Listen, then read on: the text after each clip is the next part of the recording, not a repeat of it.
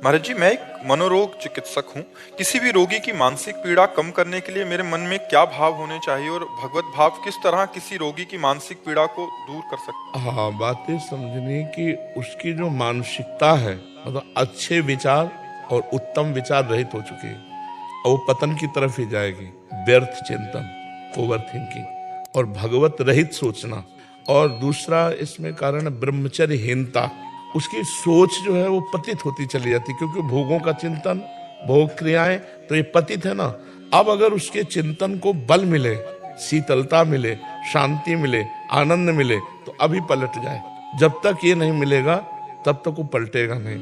आप दवाइयों के द्वारा कितना भी रोकने की कोशिश करें, वो बेहोश रहेगा, वो नींद में चला जाएगा, लेकिन जब होश आएगा तब उसका चिंतन निगेटिव ही होगा। अगर उससे अध्यात्म दे दिया जाए और धीरे धीरे दवाओं के द्वारा उसकी मानसिक शक्ति को पुष्ट किया जाए, उसे विश्राम मिले थोड़ा और अध्यात्म चिंतन उसका चलने लगे, जैसे भगवान का नाम तुम्हें इतना जपना ही है। भगवान का जब तुम आश्रय लोगे तो तुम्हें चिंता नहीं करनी, हर जगह तुम्हारी रक्षा करेंगे, तुम्हारे लिए हर व्यवस्था कर देंगे। भगवान इतने महाबलशाली कि उनके आगे किसी की नहीं चलती। उसके मन को व्यर्थ चिंतन से हमें बचाना होगा। तो जब तक हम नाम नहीं देंगे उसे, भगवत नाम, तब तक वो चिंतन करेगा तो क्या करेगा। आप दवा दे दिए, इसके बाद वो चिंतन क्या करेगा।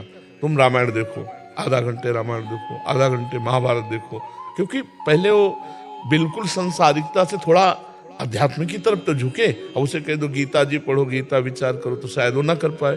तुम आधा घंटे सत्संग सुनो, आधा घंटे नाम कीर्तन करो, उसे लगाओ, तो आप उसे किसी तरह अध्यात्म से जोड़िए, नाम से जोड़िए। राम नाम, कृष्ण नाम, हरि नाम, राधा नाम, नाम जपने लगे सो बस मंगल हो जाएगा। आप देख लीजिएगा, विश्वास मान लीजिए। ना ठीक हो जाए तो हमसे बताइएगा। अब जैसे मान लो आप कहते हैं हम कोई पाप नहीं करते, लेकिन आपने वीरपात किया, उसमें एक बच्चा होने की सामर्थ्य है। अगर वही गर्भाशय में पहुंच जाता तो बच्चा होता ना, तो एक बच्चा की हत्या हुई ना। लाखों पाप हो रहे हैं, लाखों अपराध बन रहे हैं, ये करेंगे क्या। तुम्हारी बुद्धि को भ्रष्ट कर देंगे। इसको खिलवाड़ समझते हो। जो हमारे ऋषि मुनियों ने शास्त्रों में लिखा है कि 20-22 वर्ष तक ब्रह्मचर्य रहो, इसके बाद पाणी ग्रहण संस्कार करो, गृहस्थी में जाकर संतान उत्पत्ति करो, धर्म पूर्वक चलो, अपने पति को भगवान मानो, अपनी पत्नी को भगवान मानो, दोनों प्रेम से रहो, एक पति व्रत, एक पत्नी व्रत। ये सब क्यों कहा गया है। इतना दुर्लभ मानव दे और आप इस तरह नष्ट करें, उसका कारण है आपका गुप्त पापाचरण। पापाचरण होने के कारण हमारी बुद्धि शुद्ध नहीं हो पाती।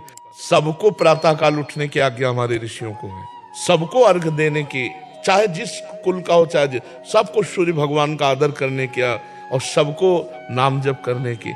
अब आप देखो 10-10 बजे तक सो रहे हैं, सूर्य भगवान उदय होने का कोई मतलब ही नहीं है, कोई दिनचर्या ही नहीं है। कुछ कार्य कर, मनुष्य जीवन व्यर्थ नष्ट करने के लिए नहीं मिला है। अरे मनुष्य जीवन मिला है, खूब डट के मेहनत करो, जिस डिपार्टमेंट में हो। मतलब बाबा जी हो तो डट के भजन करो, तपस्या करो, कष्ट सहो, जगत मंगल करो। जो जहां है डट के करे तो मनुष्य जीवन की सार्थकता है। बेकार आदमी डिप्रेशन में नहीं जाएगा और क्या जाएगा। और नाम जप करें और उसको बौद्धिक स्तर से पुष्ट करो।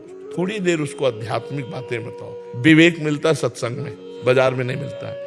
बिन सत्संग विवेक न होई और राम कृपा बिनु सुलभ न सोई। तो भगवान की कृपा से आप खुद इतने बलवान बनो कि आप संकल्प करो, नाम जप करो, हमारी बात मानो। कह रहे थे 5 मिनट 1 घंटे में और 24 घंटे में 24 मिनट। सिर्फ इतना मैं अभी कुछ दिन हुआ शुरू किए, मुझे बहुत आनंद है महाराज जी, मेरा जीवन बदल गया। ऐसा वो रुक के कह रहे। घंटा 2 घंटा अगर नहीं कर सकते तो 24 घंटे में 24 मिनट तो कर लो।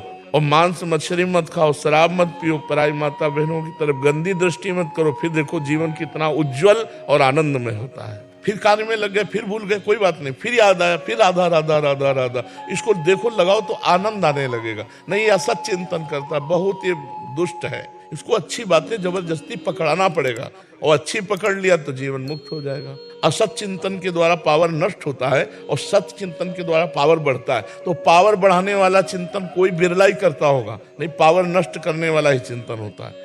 कहीं किसी व्यक्ति से राग, कहीं किसी व्यक्ति से द्वेष, कहीं कोई घृणात्मक बात, कहीं कोई ऐसी, और वो सब दिमाग में भर रही है और दिमाग को कमजोर करती चली जाए।